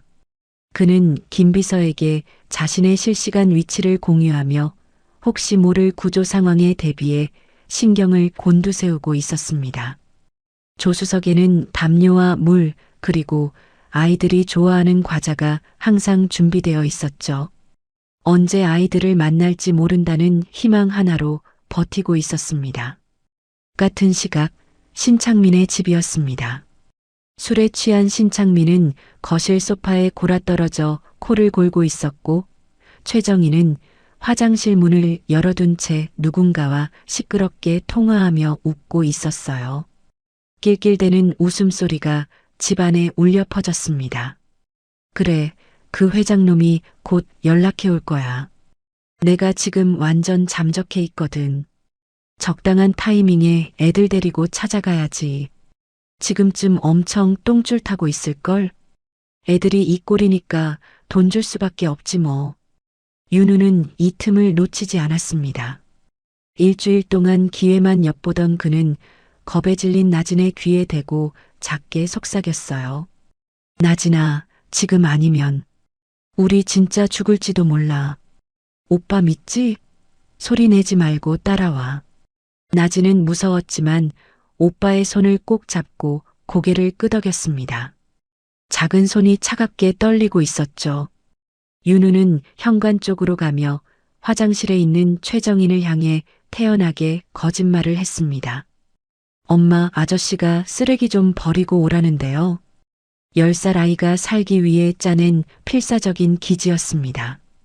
통화에 정신이 팔린 최정희는 아이들을 쳐다보지도 않고 귀찮다는 듯 손짓으로 빨리 갔다 오라는 신용만 했어요. 신창민은 술에 취해 시체처럼 잠들어 있었습니다. 현관문을 나선 윤호와 나진은 뒤도 돌아보지 않고 달리기 시작했습니다. 신발도 제대로 신지 못한 채 맨발에 가까운 상태로 뛰었죠. 태규의 저택 방향까지는 10km가 넘는 먼 거리였지만 아이들에게는 그곳만이 유일한 안식처였습니다. 어두운 거리를 달리던 윤우는 숨이 턱까지 차올랐습니다. 나진은 더 힘들어했죠. 짧은 다리로는 오빠를 따라잡기도 벅찼습니다. 한참을 걷자 나진이 다리가 아파 주저앉았어요. 오빠, 나 힘들어. 발바닥이 너무 아파. 윤우는 며칠 전 신창민에게 맞아 멍이 든 다리가 욱신거리고 아팠지만 이를 악물고 동생을 등에 업었습니다. 조금만 참아, 나진아. 거의 다 왔어. 거친 숨소리만이 새벽 공기를 갈랐습니다. 윤우의 등은 땀으로 흠뻑 젖었고 다리는 후들후들 떨렸지만 멈출 수 없었어요. 시간이 얼마나 흘렀을까요? 잠에서 깬 신창민이 물을 마시러 나왔다가 아이들이 없어진 것을 발견했습니다. 현관문이 열려 있고 신발이 사라진 것을 보고 격분했죠. 이 자식들이 어디로 갔어? 감히 도망을 쳐? 신창민은 신발을 구겨 신으며 욕설을 내뱉고 술 냄새를 풀풀 풍기며 거리로 뛰쳐나갔습니다. 최정인도 뒤늦게 상황을 파악하고 허둥지둥 뒤따라 나섰어요. 아, 너희들 어디가? 거기서. 가로등도 거의 없는 어두운 국도변이었습니다. 나진을 업고 걷던 윤우의 체력은 완전히 한계에 다다랐어요. 무릎이 꺾이고 발목이 휘청거렸습니다. 그때 뒤쪽 멀리서 신창민의 고함 소리가 들렸죠. 아, 거기 안 서. 공포에 질린 아이들이 비틀거리며 속도를 내보려 했지만 지친 윤우가 발을 헛디뎌 균형을 잃었습니다. 하필이면 그 순간 맞은편 도로에서 승용차 한 대가 전조등을 켜고 빠르게 달려오고 있었어요. 헤드라이트의 밝은 빛이 아이들의 눈을 찔렀습니다. 윤우는 본능적으로 위험을 감지하고 소리쳤습니다. 나진아. 윤우는 자신의 몸을 날려 도로 쪽으로 비틀거리는 나진을 인도 쪽으로 거칠게 밀쳐냈습니다. 나진이 안전한 곳으로 넘어지는 동시에 윤우가 도로 위로 휘청거렸어요. 달려오던 승용차가 굉음을 내며 급브레이크를 밟았습니다. 타이어가 아스팔트를 긁는 날카로운 소리가 밤공기를 찢었죠. 타이어 타는 냄새와 자욱한 먼지, 그리고 눈을 찌르는 헤드라이트 불빛이 아이들을 덮쳤습니다. 차는 윤우의 코앞에서 간신히 멈춰섰습니다. 불과 30cm 정도의 거리였어요. 운전석 문이 거칠게 열리고 사색이 된 남자가 뛰쳐나왔습니다. 바로 서태규였습니다. 태규는 새벽 탐색을 하던 중 아이들을 마주친 것이었습니다.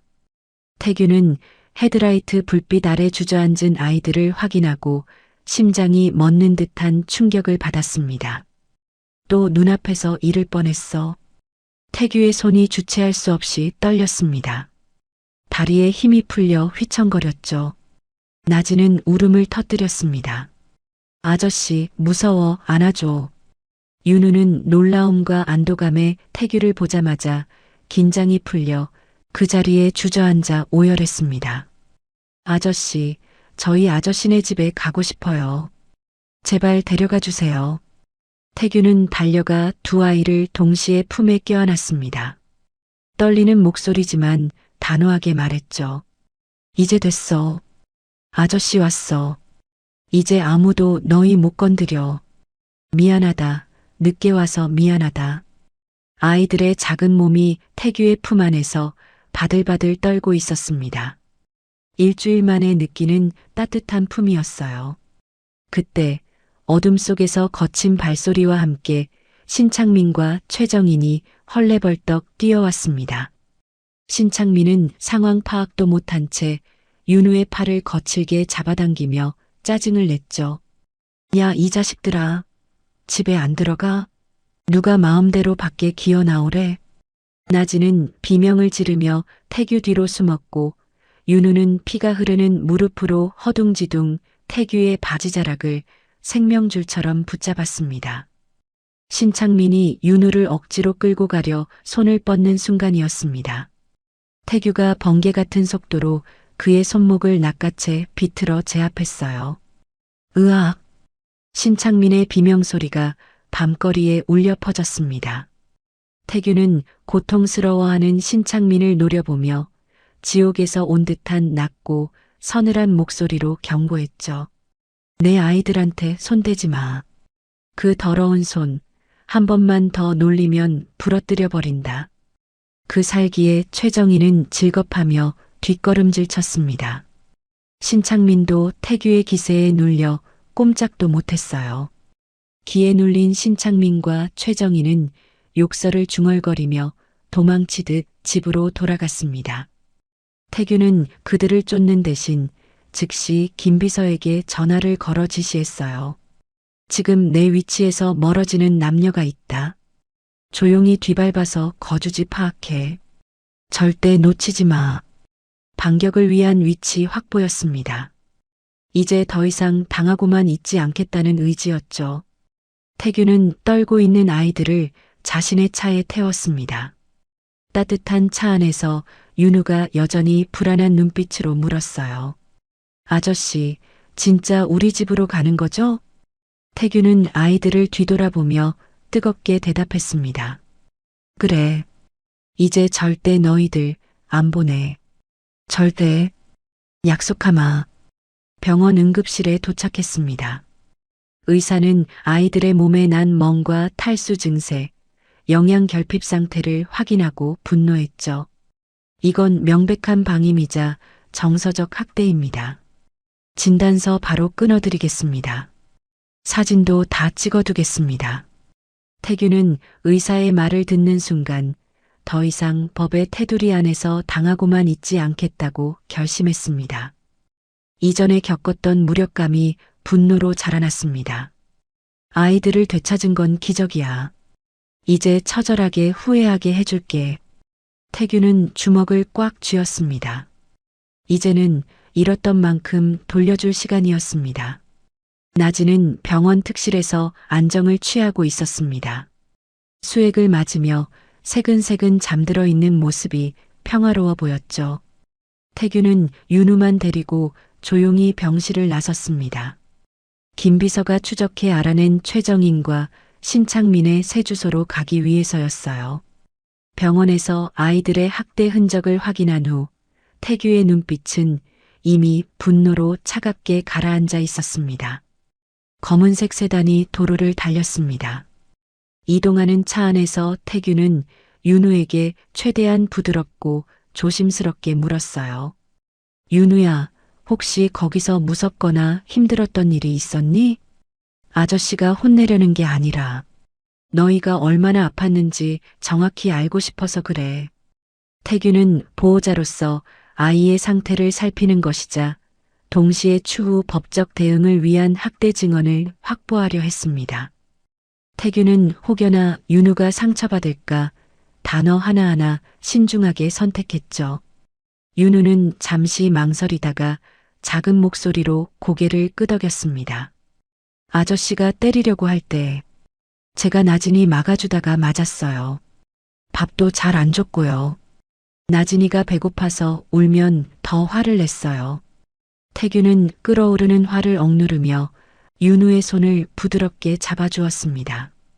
작은 손에서 느껴지는 떨림이 가슴을 미어지게 했어요. 태규는 김비서에게 문자로 대화 내용 녹음을 지시하고 윤우를 안심시켰습니다. 괜찮아. 이제 너한테 손 떼는 사람은 아무도 없어. 아저씨가 그 사람들에게 따끔하게 말해야 할 게 있어서 가는 거야. 같이 가줄 수 있겠니? 윤우는 태규를 믿는 눈빛으로 고개를 끄덕였습니다. 아저씨가 있으면 안전하다는 걸 알고 있었죠. 최정인과 신창민이 숨어 사는 다세대 주택에 도착했습니다. 태규가 문을 두드리자 안에서 귀찮다는 듯한 발소리가 들렸습니다. 잠시 후 문이 열리고 최정인과 신창민이 나왔죠. 최정인은 태규를 보자 불쾌한 표정을 지었고 신창민은 대놓고 시비조로 나왔습니다. 뭐야? 그냥 애들 데려가면 될 줄 알았나 보지? 애들 엄마는 엄연히 이 사람인데. 신창민이 비아냥거리며 바닥에 침을 뱉었습니다. 태규는 윤우가 보고 있기에 감정적으로 대응하지 않았어요. 대신 차가운 눈빛으로 두 사람을 똑바로 응시했습니다. 그 시선에는 분노가 담겨 있었지만 철저히 절제되어 있었죠. 태규는 낮은 목소리로 단호하게 선언했습니다. 두 아이 상태는 병원에서 모두 확인했습니다. 온몸에 멍, 심각한 탈수, 영양결핍. 이건 실수가 아니라 명백한 아동학대입니다. 최정인이 목소리를 높이려 했습니다. 애들 키우다 보면 그럴 수도 있지. 누가 일부러 그랬어? 태규가 차갑게 말을 잘랐습니다. 이 순간부터 당신들은 더 이상 부모가 아닙니다. 법이 그렇게 판단할 겁니다. 신창민이 코웃음을 치며 비웃었어요. 당신이 판사야? 무슨 권리로 그런 말을 해? 태규는 흔들리지 않았습니다. 목소리는 여전히 차분했지만 그 안에 담긴 결의는 단단했죠. 아이들의 몸에 남은 상처가 증거입니다. 의사소견서도 있고 사진도 다 찍어두었습니다. 앞으로 두 아이에게 접근하지 마십시오. 태규는 마지막 경고를 날렸습니다. 오늘은 대화하러 온 게 아닙니다. 당신들이 저지른 짓에 대한 책임을 묻겠다고 통보하러 온 겁니다. 태규의 서늘한 기세에 최정인과 신창민은 잠시 주춤했습니다. 그들도 태규가 보통 사람이 아니라는 걸 느꼈죠. 할 말을 마친 태규는 미련 없이 돌아섰습니다. 가자, 윤우야. 윤우는 태규의 손을 꼭 잡고 그 지옥 같은 집을 빠져나왔습니다. 다시는 돌아가지 않겠다는 듯 태규의 손을 놓지 않았어요. 골목길을 걸어 나오며 윤우가 태규를 올려다보고 옅게 웃었습니다. 아저씨, 이제 진짜 끝난 거죠? 아, 이제 행복하다. 저기는 전부 다 무서웠거든요. 바로 그때였습니다. 근처에서 사나운 개 짖는 소리가 크게 들려왔어요. 윤우가 깜짝 놀라 태규의 허리춤에 매달렸습니다. 윤우는 개 짖는 소리에 트라우마가 떠오른 듯 말했습니다. 여기는 개도 많아요. 밤마다 개 짖는 소리 때문에 무서웠어요. 사람 무는 개들도 있대요. 태규가 아이를 달래주려 물었습니다. 사람 무는 개? 윤우가 무심코 기억 속의 장면을 꺼내놓았어요. 네, 저 집 차고예요. 흰색 큰 차가 있었는데 앞쪽이 다 부서져 있었거든요. 근데 뒷창문에 스티커가 붙어 있었어요. 건드리면 물어요라고요. 무섭게 생긴 게 그림이랑 같이 있었는데 왠지 무서웠어요. 그 말을 듣는 순간 걷고 있던 태규의 발걸음이 뚝 멈췄습니다. 태규의 표정이 순식간에 서늘하게 바뀌었어요. 태규의 머릿속에서 퍼즐 조각이 빠르게 맞춰지기 시작했습니다. 7년 전 사고 현장이 생생하게 떠올랐어요. 목격자가 진술했던 흰색 SUV, 사고 충격으로 파손되었을 앞 범퍼, 그리고 결정적인 단서였던 특이한 스티커, 건드리면 물어요. 그 스티커는 7년 전 뺑소니 차량 뒷유리에 붙어 있다고 목격자가 증언했던 바로 그 문구였습니다. 태규의 심장이 쿵쾅거리며 요동쳤어요. 온몸에 피가 역류하는 듯한 충격이 밀려왔습니다. 내 아이들을 학대한 자들이 내 아내와 딸을 죽인 살인범일 수도 있다는 끔찍한 확신이 들었습니다. 운명이 이렇게 잔인할 수 있을까요? 7년 만에 찾은 단서가 이런 식으로 나타날 줄은 꿈에도 몰랐습니다. 하지만 태규는 소리를 지르거나 놀란 티를 내지 않았습니다. 윤우를 자극하지 않으려고 끓어오르는 감정을 필사적으로 억눌렀어요. 주먹을 꽉 쥔 손에서 피가 날 정도로 힘이 들어갔지만 얼굴은 평온을 유지했습니다. 태규는 떨리는 목소리를 감추고 윤우에게 최대한 부드럽게 말했습니다. 알려줘서 고마워, 윤우야. 아주 중요한 걸 알려줬구나.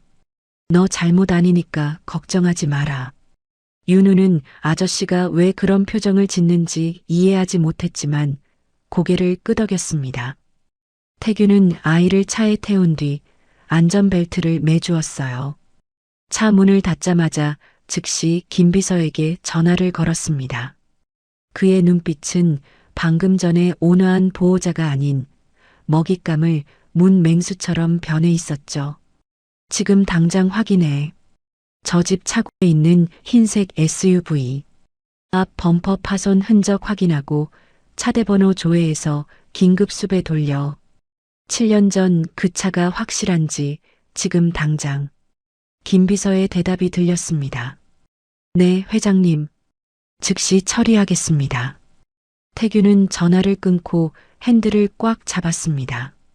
손이 미세하게 떨리고 있었어요. 7년이야. 7년 만에. 그는 백미러로 뒷좌석의 윤우를 바라봤습니다. 아이는 창밖을 보며 안도의 한숨을 쉬고 있었죠. 태규는 마음속으로 다짐했습니다. 이 아이들을 지키면서 동시에 7년 전의 진실도 밝혀내겠다고. 그리고 신창민과 최정인이 정말로 그날의 범인이라면 반드시 대가를 치르게 하겠다고. 차는 병원으로 향했습니다. 태규의 서늘한 눈빛과 함께 운명의 톱니바퀴가 본격적으로 돌아가기 시작했습니다. 조사실 안은 무겁게 가라앉은 공기로 가득했습니다. 천장의 형광등만이 차갑게 깜빡이며 희미한 불빛을 내뿜고 있었죠. 아동학대 혐의로 긴급 체포된 최정인과 신창민이 나란히 앉아 조사를 받고 있었습니다. 신창민은 다리를 꼬고 앉아 거만하게 소리쳤습니다. 아니, 내 애네가 훈육 좀 했다는데 그게 무슨 죄야? 애들이 지가 혼난 걸 학대라고 우기면 다 학대야? 그는 여전히 상황 파악을 못하고 큰 소리를 치고 있었어요. 마치 자신이 피해자인 것처럼 억울해하는 표정이었습니다. 반면 최정희는 초조한 기색이 역력했습니다. 손톱을 물어뜯으며 불안하게 눈동자를 굴렸죠. 그녀는 직감적으로 이 상황이 단순한 아동학대 조사가 아님을 느끼고 있었습니다. 무언가 더 큰 일이 벌어지고 있다는 불길한 예감이 들었어요. 조사실 밖 태규는 매직미러 너머로 그들을 지켜보고 있었습니다. 겉으로는 미동도 없이 서 있었지만 주머니 속에 넣은 손은 미세하게 떨리고 있었죠. 그의 곁에 선 김 비서가 조용히 그러나 확실한 목소리로 보고했습니다. 회장님, 방금 감식반 결과 나왔습니다. 차고에 있던 그 흰색 SUV 차대 번호를 조작한 흔적이 발견되었습니다.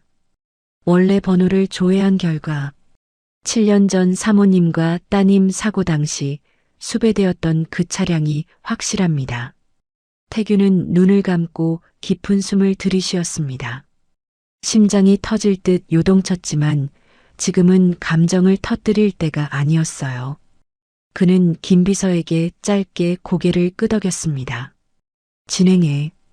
조사실 안으로 베테랑 형사 2명이 서류 뭉치를 들고 들어갔습니다.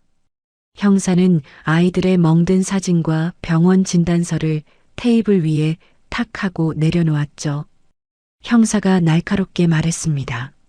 아동학대는 피해자 진술과 의학적 증거만으로도 충분히 구속 수사감입니다. 하지만 오늘 우리가 진짜 궁금한 건 이게 아닙니다. 형사는 또 다른 사진 한 장을 꺼냈습니다. 바로 차고에 있던 앞 범퍼가 부서진 흰색 SUV 사진이었어요. 사진을 보는 순간 신창민의 눈동자가 흔들리고 최정인의 얼굴이 백지장처럼 하얗게 질렸습니다. 형사가 쐐기를 박았습니다. 7년 전 미제 뺑소니 사건. 피해자는 모녀. 차대번호 조회 끝났습니다. 당신들 차고에 있는 그 차가 범행 도구더군요. 신창민은 다급하게 소리쳤어요. 무슨 소리야. 난 모르는 일이야. 저거 폐차장에서 주워온 거야. 하지만 그의 목소리는 덜덜 떨리고 있었습니다. 거짓말을 하는 사람의 전형적인 모습이었죠. 형사는 두 사람을 번갈아 보며 딜을 제안했습니다. 지금부터 먼저 입 여는 사람은 수사협조 참작해서 감형 요청 들어가겠습니다. 하지만 끝까지 입 다무는 사람은 뺑소니치사, 사체 유기, 아동학대까지 무기징역 각오해야 할 겁니다. 형사는 최정인 쪽을 뚫어지게 쳐다보며 툭 던졌어요. 그날 목격자 진술에 따르면 조수석에도 누군가 타고 있었다더군요. 운전은 남자가 했고 그 말에 최정인의 멘탈이 완전히 붕괴되었습니다. 그녀는 신창민을 힐끗 보더니 살아야겠다는 본능으로 소리쳤어요. 난 아니에요. 난 말렸어요. 이 사람이 운전한 거예요. 신창민이 벌떡 일어났습니다. 이 여자가 미쳤나? 그 입 안 다물어? 고함을 질렀지만 형사들이 그를 강제로 자리에 앉혔습니다. 최정희는 본물 터지듯 7년 전 그날의 진실을 토해내기 시작했어요. 7년 전 겨울밤이었습니다. 차 안에는 술 냄새가 진동했죠.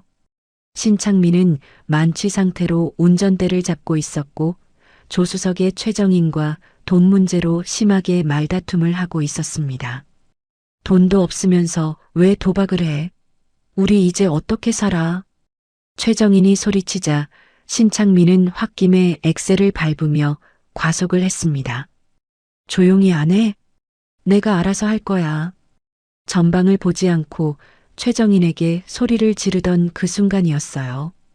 골목길을 건너던 태규의 아내 수정과 딸 가빈을 미처 보지 못했습니다.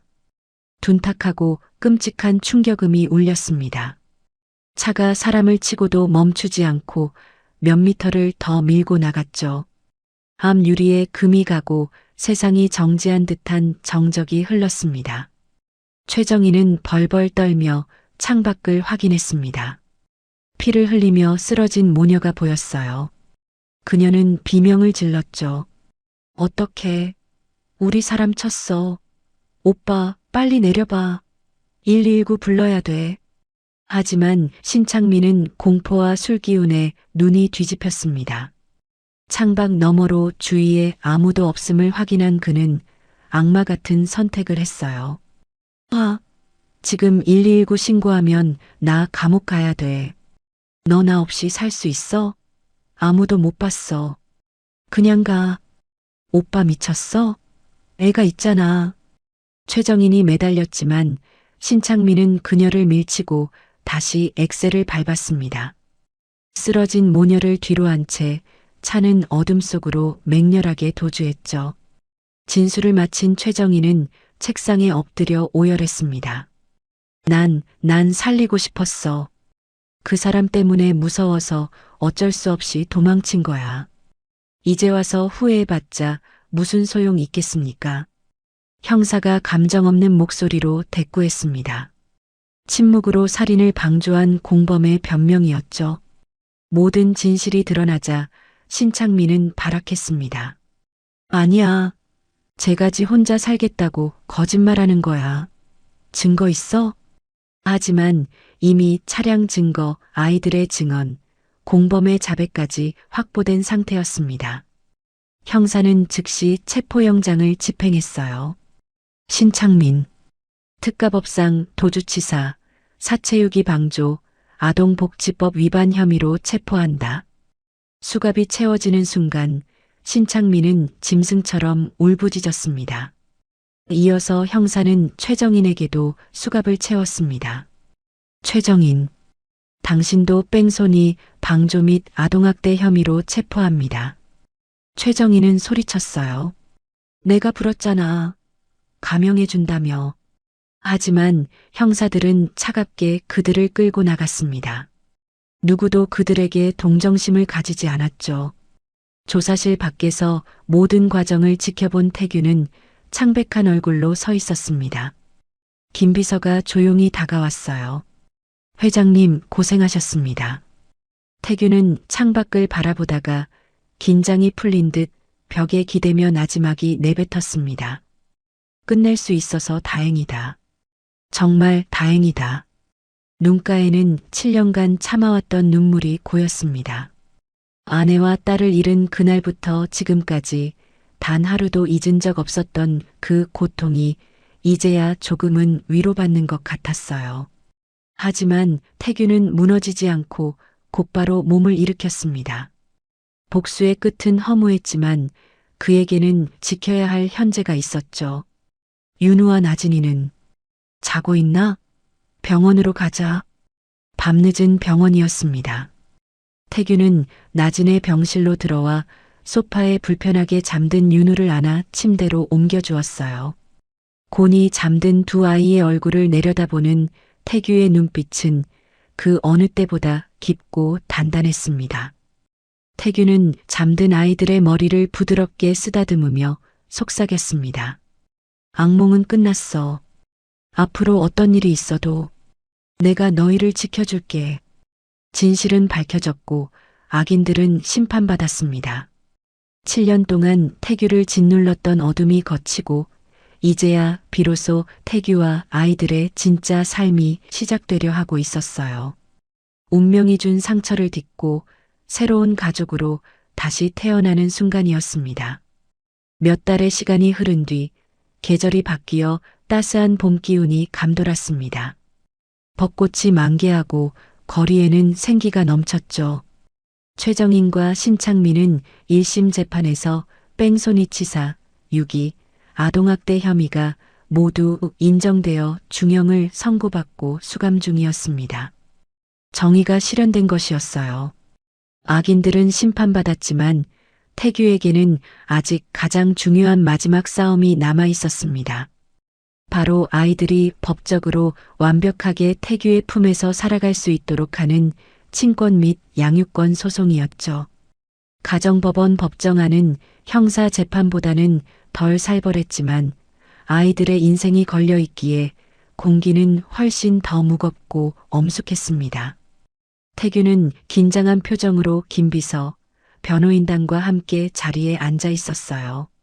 손가락이 미세하게 떨리고 있었습니다. 판사가 서류를 검토하며 개정을 선언했습니다. 본 재판은 두 아이의 복리와 최선의 이익을 최우선 기준으로 판단하겠습니다. 최정인과 신창민은 수감 중이라 불출석했지만 그들의 변호인이 형식적으로 앉아 있었습니다. 이미 승부는 정해진 것이나 다름없었지만 법적 절차는 철저히 진행되어야 했죠. 태규 측 변호사가 일어나 증거를 제출했습니다. 병원 진단서, 심리 상담 기록, 그리고 지난 몇 달간 태규가 아이들을 어떻게 돌봤는지 보여주는 양육일지들이 차례로 제시되었어요. 피고 측은 아동을 방임하고 학대했지만 원고 서태규 씨는 아이들의 신체적, 정서적 회복에 결정적인 역할을 했습니다. 이는 단순한 보호를 넘어 진정한 부모의 역할을 수행한 것입니다. 아동심리 전문가가 증인으로 나와 진술했습니다. 중년의 여성 전문가는 차분한 목소리로 말했죠. 아이들은 현재 친모에 대해 극심한 공포를 느끼고 있으며 반면 서태규 씨에게는 깊은 애착과 신뢰를 형성하고 있습니다. 양육자가 변경될 경우 아이들의 심리에 치명적일 수 있습니다. 판사가 부드러운 눈빛으로 방청석에 앉아 있는 윤우를 바라봤습니다. 윤우는 깔끔한 셔츠를 입고 긴장한 표정으로 앉아 있었어요. 윤우 군, 내 말 들리니? 긴장하지 말고 솔직하게 말해도 된단다. 윤우는 앞으로 누구와 함께 살고 싶니? 법정의 모든 시선이 10살 소년에게 쏠렸습니다. 윤우는 잠시 입술을 깨물다가 옆에 앉은 태규를 힐끗 올려다봤어요. 태규는 아이에게 용기를 주듯 고개를 끄덕여 주었습니다. 윤우가 자리에서 일어나 또렷한 목소리로 말했습니다. 저 아저씨랑 살고 싶어요. 아저씨는 저희를 한 번도 버린 적이 없어요. 무서울 때마다 항상 저희를 지켜줬어요. 아저씨랑 있으면 아무것도 안 무서워요. 윤우의 진심 어린 고백에 법정 안의 공기가 숙연해졌습니다. 태규는 고개를 떨구고 붉어진 눈시울을 감추려 주먹을 꽉 쥐었어요. 아이의 그 한마디가 지난 7년의 고통을 씻어주는 듯 했습니다. 판사는 잠시 침묵한 뒤 판결을 내렸습니다. 친모는 아동학대 등으로 실형을 선고받아 양육 능력이 없으며 아이들의 의사가 명확합니다. 따라서 두 아이의 친권과 양육권을 모두 서태규 씨에게 지정합니다. 판사의 선고가 이어졌어요. 또한 최정인, 신창민 씨의 면접 교섭권을 전면 제한합니다. 판사봉 소리와 함께 길고 길었던 싸움이 태규의 완벽한 승리로 끝났습니다. 법정을 나온 태규는 다리에 힘이 풀린 듯 잠시 벽을 짚었습니다. 윤우가 달려와 태규의 허리를 껴안으며 울먹였어요. 아저씨, 이제 우리 안 헤어져도 되는 거죠? 평생 같이 사는 거죠? 태규는 윤우를 마주 안으며 떨리는 목소리로 대답했습니다. 그래. 이제 법도 세상 그 누구도 너희를 데려가지 못해. 아무도 너희를 건드릴 수 없어. 잠시 후 변호사가 웃으며 다가와 서류를 건넸습니다. 회장님, 축하드립니다. 이제 호적 정리만 남았습니다. 원하신다면 아이들의 성과본을 회장님과 같게 변경하는 것도 가능합니다. 윤우가 조심스럽게 물었습니다. 성? 그럼 저희 이름도 바뀌는 거예요? 아저씨랑 똑같이? 태규가 아이의 눈높이를 맞추며 물었어요. 내가 너희들의 진짜 아빠가 되어줘도 되겠니? 서윤우, 선아진으로. 우리 진짜 가족이 되는 거야. 윤우는 눈물이 그렁그렁한 채 환하게 웃으며 고개를 끄덕였습니다. 옆에 있던 나진도 뛰어왔어요. 나도 아저씨 딸 할래. 아빠 할래. 나진이 태규의 품에 파고들었습니다. 태규는 두 아이를 품에 안고 비로소 참았던 눈물을 흘렸어요. 며칠 후 화창한 날씨에 언덕 위 추모공원이었습니다. 태규는 말끔한 검은 정장을 입고 새 옷을 입은 윤우, 나진과 함께 천천히 언덕을 걸어 올라갔어요. 봄바람이 부드럽게 불어왔습니다. 이전에 태규가 혼자 절망 속에 찾았던 차가운 도로 위가 아니었습니다. 이곳은 바람이 부드럽게 불고 햇살이 내리쬐는 태규의 아내 박수정과 딸 서가빈이 잠들어 있는 평온한 묘지였죠. 묘비 앞에는 사랑하는 아내 박수정, 사랑하는 딸 서가빈이라는 글자가 선명했습니다. 태규는 준비해온 꽃다발을 내려놓고 묘비를 어루만지며 말을 건넸어요. 여보, 가빈아. 오랜만에 왔지. 오늘은 혼자가 아니야. 당신들에게 꼭 소개하고 싶은 사람들이 있어서 같이 왔어. 태규는 뒤에 서 있는 윤우와 나진의 등을 살며시 밀어 앞으로 나오게 했습니다. 인사해. 여기 계신 분들이 아빠가 세상에서 제일 사랑했고 또 미안해하는 가족들이야. 그리고 이제는 너희들의 가족이기도 해. 윤우가 의젓하게 묘비를 향해 고개를 숙였습니다. 안녕하세요. 저는 서윤우예요. 아빠가 슬퍼하지 않게 제가 옆에서 아빠 잘 지켜드릴게요. 걱정 마세요. 나진도 오빠를 따라 꽃봉오리 같은 두 손을 모으고 배꼽 인사를 했어요. 저는 선아진이에요. 하늘나라에서 우리 지켜주세요. 사랑해요. 아이들의 순수한 인사가 바람을 타고 묘비에 닿았습니다. 태규는 묘비를 바라보며 마지막으로 마음속 깊은 죄책감을 내려놓았습니다. 수정아, 가빈아, 너희를 지키지 못한 내가 이제야 용기를 내어 이 아이들을 지켜보려 해. 부디 우리를 지켜봐줘. 태규의 표정에서 지난 7년간의 그늘이 걷히고 편안함이 깃들었어요. 참배를 마치고 내려오는 길, 풍경이 좋은 언덕에서 김비서가 카메라를 들었습니다. 회장님, 날씨도 좋은데 기념사진 한 장 찍으시죠. 태규와 윤우, 나진이 나란히 섰습니다. 윤우는 태규의 어깨에 기대고 나진은 태규의 팔에 매달렸어요. 하나, 둘, 셋. 찰칵. 셔터 소리와 함께 세 사람의 환한 미소가 사진 속에 영원히 박제되었습니다. 서태규, 서윤우, 선아진이라는 새로운 가족의 탄생을 알리는 순간이었죠. 상처를 딛고 일어선 세 사람이 서로를 의지하며 새로운 행복을 만들어갈 것을 약속하는 희망찬 봄날이었습니다. 오늘 이야기를 끝까지 들어주셔서 감사합니다. 어디에서 이야기를 듣고 계신지 댓글로 남겨주시면 한 분 한 분 반갑게 인사드리겠습니다. 오늘도 행복하시고 건강한 하루 보내시길 간절히 바랍니다. 다음 이야기로 찾아뵙겠습니다. 구독, 좋아요 부탁드립니다. 햇살 같은 이야기였습니다.